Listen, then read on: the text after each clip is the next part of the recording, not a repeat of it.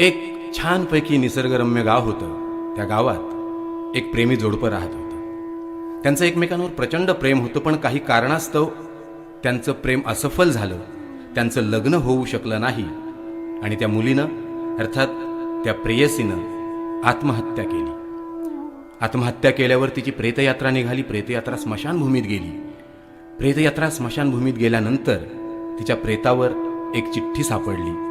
त्या चिठ्ठीतला मजकूर पुढील प्रमाणे होता. अरे, माझ्या प्रत्येक मतात तुझंच शेवटचं मत होतं.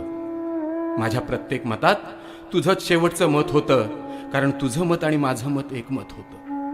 माझ्या प्रत्येक मतात तुझंच शेवटचं मत होतं, कारण तुझं मत आणि माझं मत एक मत होतं.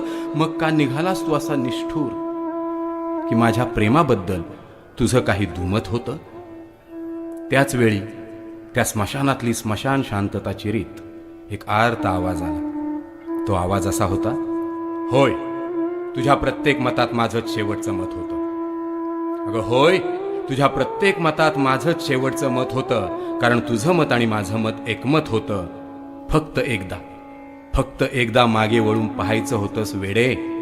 तुझ्या प्रेताच्या मागे माझंच प्रेत होतं. तुझ्या प्रेताच्या मागे माझंच प्रेत होतं. मिलन, एक संपूर्ण असत्य कथा.